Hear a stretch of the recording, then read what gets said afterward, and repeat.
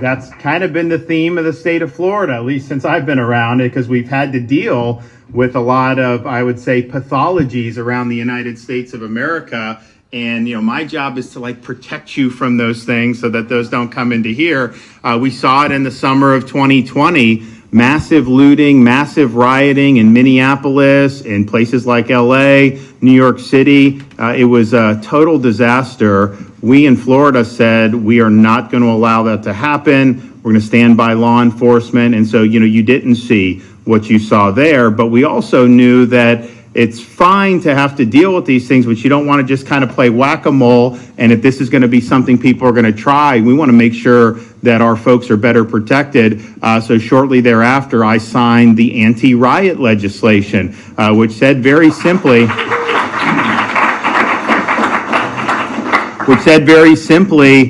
if you riot, if you loot, if you engage in mob violence, you are going to be held accountable in the state of Florida. We are not going to sit by and let people take pot shots at the men and women of law enforcement. And there's a very clear distinction between somebody going out there and protesting something peacefully and crossing that line to harming people in uniform, looting stores, burning buildings, burning cars. And we've drawn that line very clearly. Remember, when you had the Hamas demonstrations that were happening, as much as I totally disagreed with what they were saying, if you're going to go out and wave that, I think it's bad, but I also think if you're peaceful. But, they were commandeering Columbia University. They tried to do that in Florida. They tried to take over a street in Miami, and the Miami police kicked them out in 13 minutes. That was a record at the time. Until the next week, they tried to do it in Central Florida, and Florida Highway Patrol kicked them off in 11 minutes. This is a big group of Hamas people, and they kicked them off very quickly. So we have zero tolerance for that, especially obstructing traffic. And that's the thing. You see what's happening in Los Angeles right now. You have federal law enforcement enforcing the law, which they're not only supposed to do, they took an oath to do. That's what is on the books. And you got people there that are acting like the law doesn't apply to them. So you come from a foreign country illegally into our country, you burn the American flag in protest of them trying to send you back to the country whose flag you're waving. This is such a farce.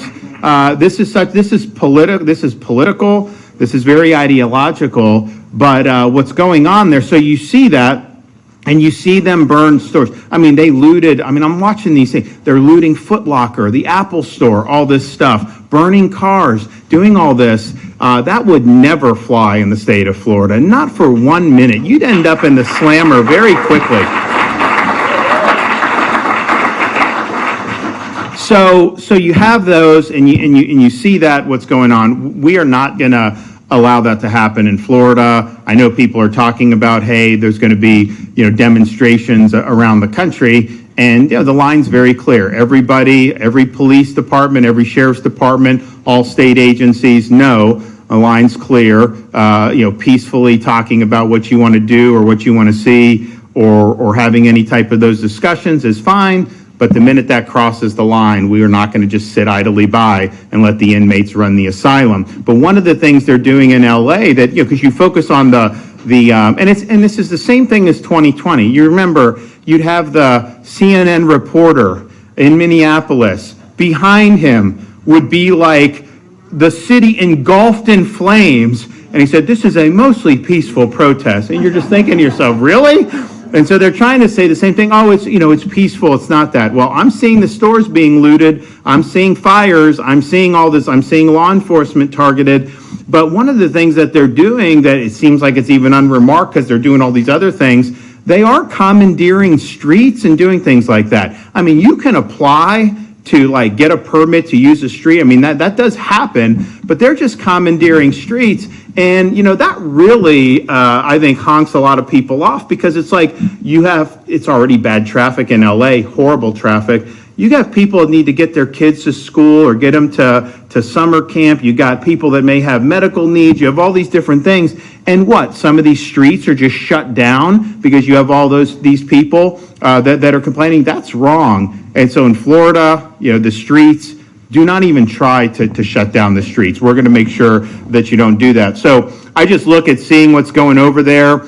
They've developed a sense of entitlement that the law doesn't apply to them with respect to immigration because California is a sanctuary state, and so they think that they can just kind of do this and ignore the law. That doesn't work, and so what the Trump administration's doing to enforce the law, not only have a right to do it, they have a duty to do it. That's why you get elected. That's why you take an oath to do. So I see the mayor, I see the governor making excuses for the people that are causing, all the havoc, and that's not the way we roll here. So we're committed. I don't think there's a single law enforcement agency that's not committed. We also have certain duties that we've imposed through Florida state law, because I called a special session and we worked through that. All state and local law enforcement agencies are required to participate with ICE for immigration enforcement. And that's the only way you're ever going to do this and do this well. And so there's a question, occasionally you'll see like a sheriff pop off, like not TK, which I'm not going to do it. I'm not going to do it. Really?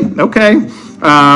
Trust me, you're going to follow the law, or you'll be out of a job. That's what's going to happen, and that's what we're going to do in the state of Florida. Now, one of the things we focused on a lot, and we've had to deal with of course, the overall unrest that the country's seen, and make sure that Florida is a refuge from that. But we've also seen over many years children being left unprotected in some of these jurisdictions. And we've done more in the state of Florida to protect the innocence of our kids than any state in these United States. And I'm proud that we have done that. You remember a few years back, we signed the Parental Rights and Education Bill, making sure that you can send your kids to school without them being taught that they were born in the wrong body or that their gender is a choice. That is not acceptable, and that doesn't happen in the state of Florida. And if they try to do it in violation of the law, we now have an Office of Parental Rights in the Attorney General's office where you can submit, and then they can take action to make sure Florida law is being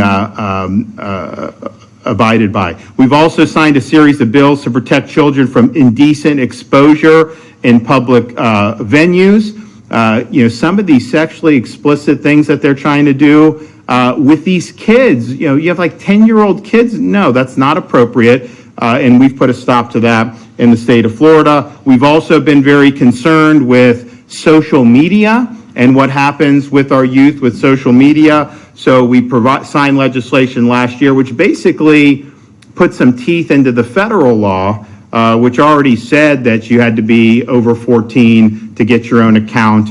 But basically, if you're 15 and under, you need parent permission to get it if you're 14 and 15, and then under 14, you can't get your own account. Now, parents can let their kids use their accounts, whatever. We're not going to police that. But what we're doing is we're telling the social media companies, don't issue an account unless they're a certain age with parent permission or above that age. And if not, you'll face consequences. And I think the reason why we've had to do that is because it used to be growing up, there would be different types of threats to the innocence of youth. You'd be out playing, some predator comes up in a van, tries to entice kids in. I'm not saying that doesn't happen, it still does.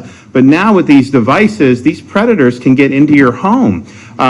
Kids play video games, these guys can go in and entice them. So the risks are so much more than they were, say, when I was growing up as a kid. And parents want to be able to protect their kids, and there are things that we've been able to do to be able to help that. But make no mistake, these sexual predators will stop at nothing to be able to harm kids. And when you have a kid that is abused by these sexual predators, the abuse doesn't stop at that minute, the minute it ends. It's a lifelong scar. It's something that they have to cope with for the rest of their lives, and it really robs our kids of their innocence. And so we are very much strong and holding the line on that. I signed legislation last year to protect children from adult groomers attempting to prey on their innocence. This prohibited an adult from engaging in a pattern of communication to a minor that includes explicit and detailed verbal descriptions of sexual activity, because that's a lot of how these guys operate. They try to earn trust, and then they go into these areas, these forbidden areas. We've also increased penalties for child exploitation crimes, such as promoting sexual performances or possessing child pornography. We've also established a grant program within FDLE to create online sting operations to target sexual predators, and we created stricter guidelines for sexual offender registration. So we've done a lot, but today we're going to do more. So I'm going to sign a series of bills that are going to make Florida remain as the #1 state in the country for the protection of our kids. First, HB 777 strengthens Florida's laws against luring or enticing children by expanding the definition of the crime, increasing penalties, and eliminating certain defenses based on a child's misrepresented or mistaken age. I'm also signing HB 1351, which strengthens registration, reporting, and verification requirements for sexual predators and offenders in Florida. The bill also enhances accountability and improves law enforcement monitoring of offenders' location and employment activities. You know, some of these offenders, they exploit loopholes in the system to be able to set up shop in certain communities, acting like they're just visiting or going back. And so this plugs that loophole so that if they're going to spend time here in Jacksonville, you're going to know that they're spending time here, and they're going to have to report that so that you can protect your kids. Third, I'm signing Florida House Bill 1455, which provides mandatory minimum terms of imprisonment for specified sexual offenses when committed by registered sexual offenders or sexual predators. Let me tell you, just as somebody who has been involved in law enforcement as a prosecutor, and of course is now the head of the executive branch in Florida, these offenders, sexual offenders, they are going to reoffend, right? So you can put them away for the maximum and say someone gets a 15-year sentence and they serve it, they come out. The chance of them reoffending is very, very high when you start talking about these sexual predators. And so you've got to have a minimum amount of time that they're just taken off the streets. Ultimately, the registry, all these things, they're tools, but the only thing that really, really guarantees the safety of the children is to find every last daggum predator and put them in jail and get them off the street. That's what you need to do. Now, mandatory minimums, some people criticize because they say, well, you know, you could have too much for this. And, you know, the justice system is imperfect. I acknowledge that. But the reality is we have, unfortunately, some judges that just do not give the gravity of a sentence that warrants it when you're talking about abuse of minors. I mean, you will have some that will throw the book at them, then you'll have others where it's like a little bit more wishy-washy. So this ensures that there's a baseline level of accountability where you're holding these sexual predators accountable. And again, these are people that are already registered offenders, and then they're reoffending in the community. You know, I think these sexual predators, I mean, remember, I signed the legislation to reinstitute the death penalty for pedophiles. I think that that's appropriate when you're doing some of this stuff, but at a minimum, they need to be taken off the street. You shouldn't even be in a position where you're having to monitor their every move and just hoping that somehow they're going to reform themselves, because we know that the chance of that happening is not very good. We also have on the docket SB 1804, which establishes capital human trafficking of vulnerable persons for sexual exploitation as a new capital felony offense. And so it's kind of piggybacks on what we did on the child sex abuse, but brings that into the human trafficking realm, which is a huge, huge problem in the world, and certainly in the United States of America. So I'm glad that we are doing really significant efforts to continue to fight human trafficking. Now, we also have with us today, as I mentioned, Brooke Curry, a Jacksonville teenager whose personal experience with AI-generated explicit imagery catalyzed legislative action in Florida this session. And accordingly, I'm going to be signing HB 1161, Brooke's Law, to strengthen protections for individuals whose images are used in non-consensual, sexually explicit, deep fake content by requiring covered online platforms to implement a notice and removal system. So these are people that are manipulating this stuff, but they can do it so well that a lot of people think that this is authentic.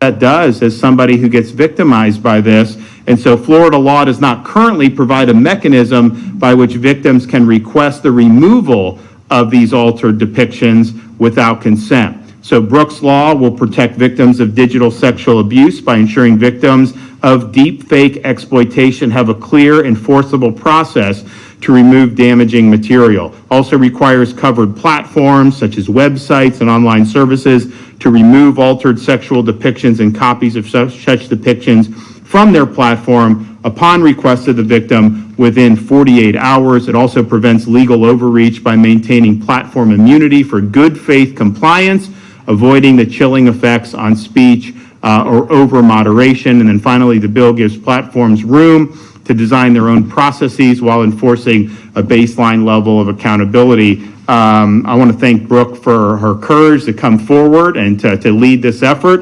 I think it's really important. And it also raises the issue of this whole artificial intelligence. They're talking about in Washington banning states from being able to regulate it at all for the next 10 years. And as governor, I want to be able to provide protections for you working with the legislature if that's warranted. This stuff is progressing so quickly, but you will absolutely get to a point where they can just take you, they can put words in your mouth and do a video, and you're basically saying something that's the opposite of what you actually believe, and they can have you depict you doing awful things.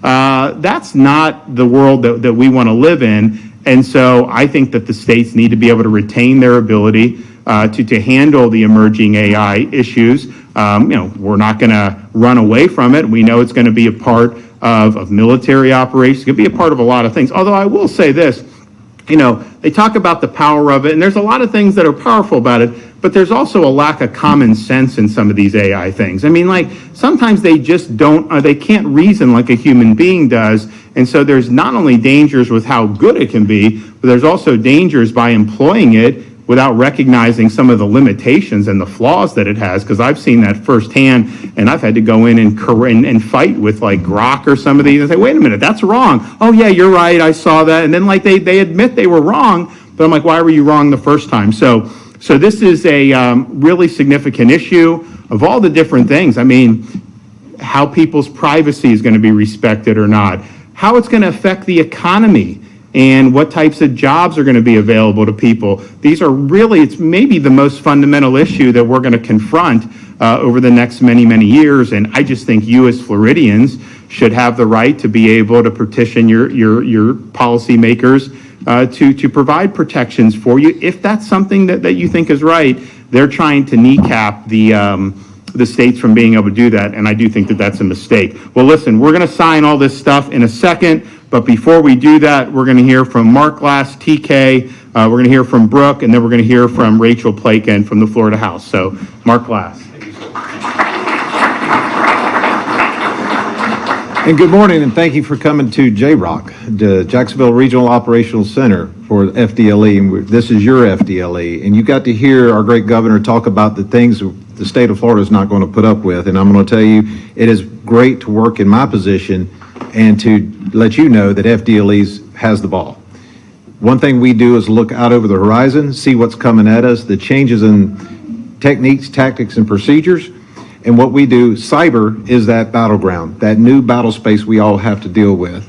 And I'm proud to be here, be with you, Governor, protecting our children, supporting our victims, and holding our predators accountable. And to be able to stand over here and watch him sign 4 of these bills is amazing. And I'm so thankful for that. And I want to thank our legislators for also championing this. I know we talked in your offices, and I want to say thank you so much for doing this and the great work you guys have been doing and trying to get these bills across the line for us to sign this.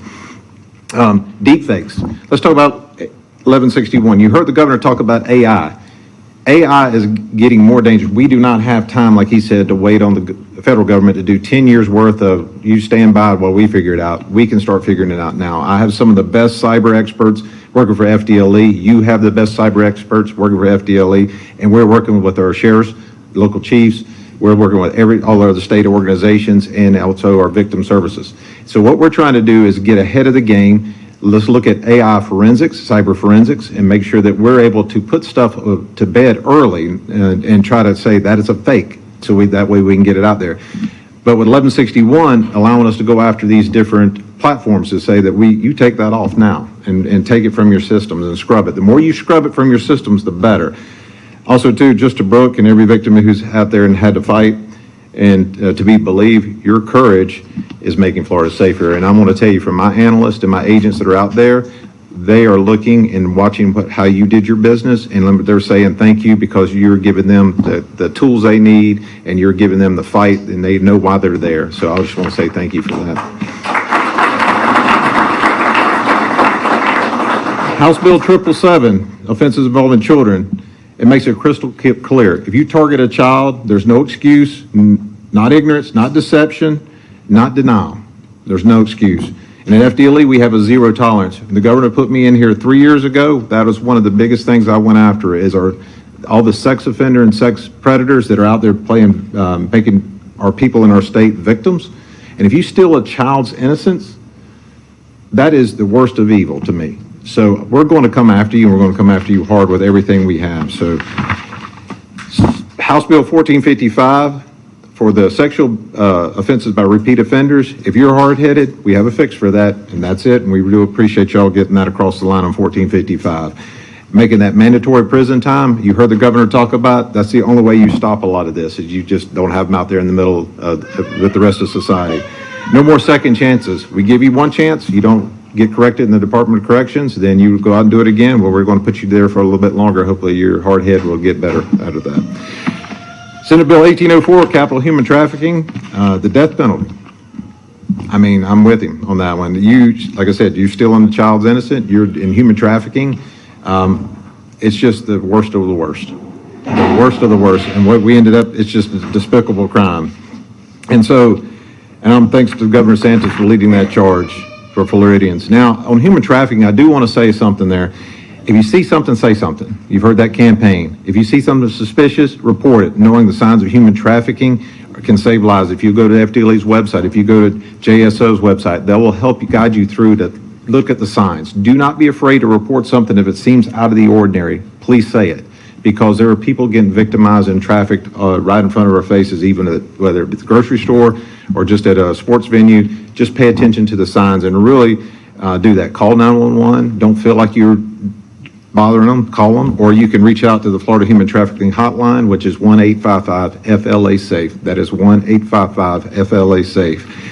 And 1351, sir, I want to tell you thank you on this one, and representatives of the registration of sexual offenders and sexual predators. So the loopholes he was talking about, so you have to report even if you're self-employed. So you do not want somebody who's self-employed coming to your house to do a handyman special and everything. You don't know who they are because they didn't report their business online. So that's going to make it mandatory reporting, so that way you can screen who's coming to your house to actually work on your house, whether it be plumbing, whether it be roofing, or whatever you need to do there. So with all that, just in conclusion, Governor, thank you for your commitment to protecting Floridians. And at FDLE, we're protecting you, supporting and delivering justice to these folks. And we cannot do it without our representatives and senators that are here sitting here with us today. And also we can't do it without our victims standing up and actually getting out there and having the great fight for us. And we do appreciate it. You don't know how much that strengthens me. I'm just telling you, it just strengthens us. I mean, Governor, thank you for your leadership, and you're tough on crime. Thank you.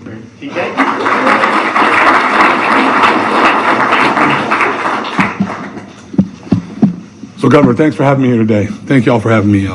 It's an honor to be here today and with our governor, our local and state leaders for this important occasion in Florida, which gains several new means to combat exploitation of our children and other vulnerable citizens. As a father, grandfather, and a career police officer,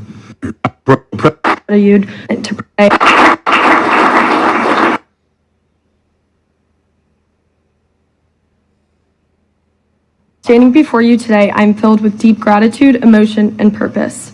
First and foremost, I want to thank Governor Ron DeSantis and our Florida elected officials, specifically Mr. Weinman and Ms. Calatayud, for their leadership and commitment to protecting the rights of victims across our state. Your willingness to listen and act has meant the world to me and to so many others who now feel seen and heard.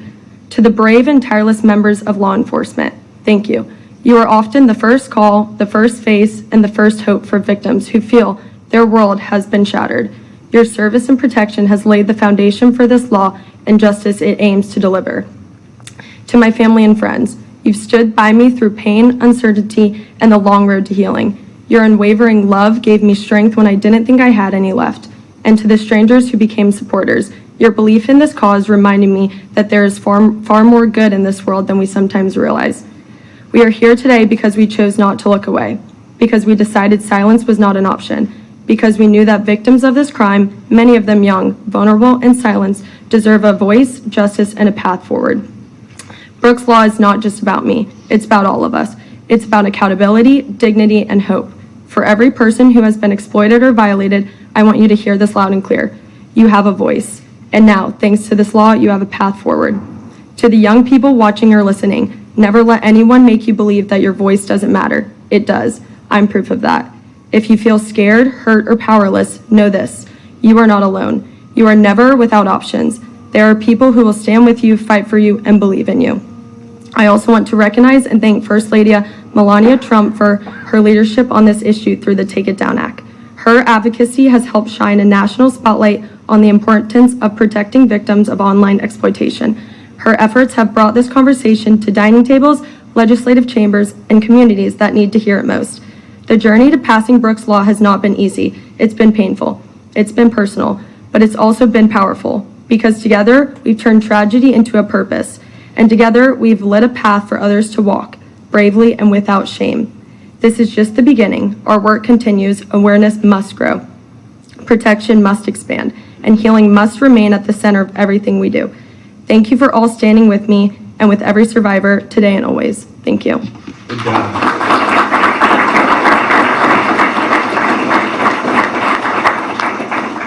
Hello, I'm Representative Rachel Plakin. I want to thank Brooke for sharing her story. It took a lot of courage to come here and speak before these folks, and we just really appreciate you so much.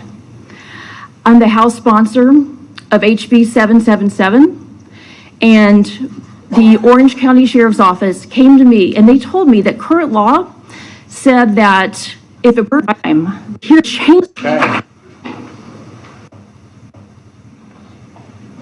We got a number of them to do.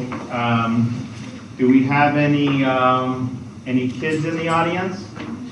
Would you like, this is not permanent marker. Would you like one? There you go. I got another one if we've got any other. You know, when the kids got the permanent markers over the years, I mean, I get the complaints about them, marking up everything. So we try to help out and do what we can here. Okay, so today is the 10th of June, am I right? Yeah. Yep.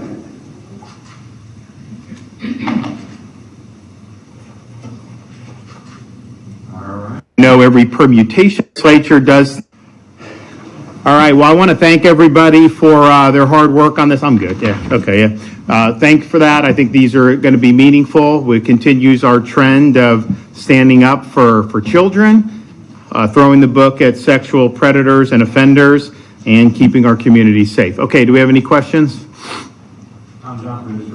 Do you think it's possible to get completely ahead of AI with something that's expanding the way that it is? So I think the issue with AI is implicit in your question. We could have the perfect answer for AI right now. By the time a legislature does things, even if it takes like a month, there's already things. And so the rapid change that we do, it does make it more difficult. In terms of getting ahead, look, I think that what I would do, assuming we retain authority, is we're not going to be able to police every aspect of it, right? But there are going to be certain things where we're going to need to provide protections for people so that their lives aren't negatively impacted by the rise of AI. And I don't know that we're going to know every permutation of that because there's new things that get developed all the time. But as a kind of a national matter, and it's a matter for the state, but it's really a national and even international issue, is what role is AI going to play in terms of employment in the future? Now, when you have technologies that can displace jobs, but can also create jobs in other areas, AI, we'll see, right? But I do think it's a possibility that, we're looking at companies going so much in the direction of AI that they're not hiring as many people as they've needed to traditionally. So how do we prepare folks for that? So these are all things that are really fundamental questions.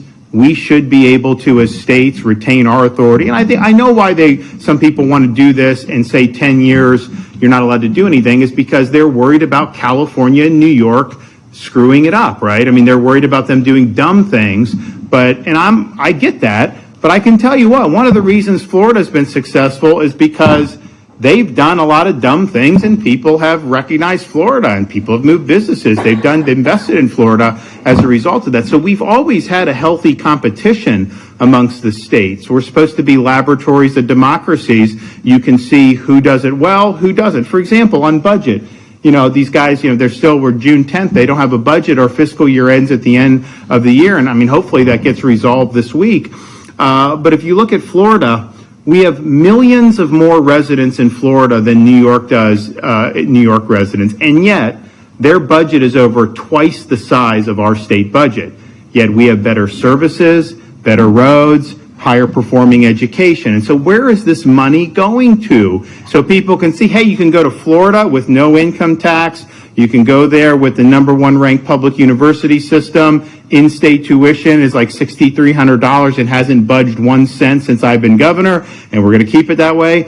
You can have a state dedicated to law and order, #1 in new business formations, all these things. Or you can pay hefty taxes. You can have weak on crime policies. You can have all those. And people make those judgments. And that's really been, I think, central to the federalism that we have in the United States of America. So to take that away from states is not something that I think is good policy. And they're also trying in Washington do other things. And this isn't as big of a deal in Florida, but in other parts of the country, Biden did this Green New Deal. So it's like trillions of dollars in subsidies that we shouldn't be spending at all. Like, they should just reverse the entire Biden New Deal, Green New Deal. That would save money. That would allow you to be able to do whatever you wanted with immigration, all that stuff. It should all be wiped clean. But as it stands now, they have things. So they give people money to build these carbon sequestration pipelines, because they say if we put carbon in the pipelines, we're going to save the planet. No, you're not. All you're doing is subsidizing people. And some people are going to make a lot of money off that. I get that. But, you have people that don't want, like in South Dakota, they may not want a pipeline on their private property, so they don't sell. Well, what they want to do is kneecap the ability of states and localities to protect private property rights by having restrictions on eminent domain. So now that's going to be wiped from the books, and they're going to be able to go in over the head of landowners. They also want to override all local and state zoning laws against these AI data centers. These AI data centers are like massive amounts of power that go into them. Do you want those just set up in right by the rec center of some residential neighborhood? I think you should be able to say no if that's the case. So there is they are trying to take away the ability of states to act in some of these spheres. But I think AI is really important that we retain that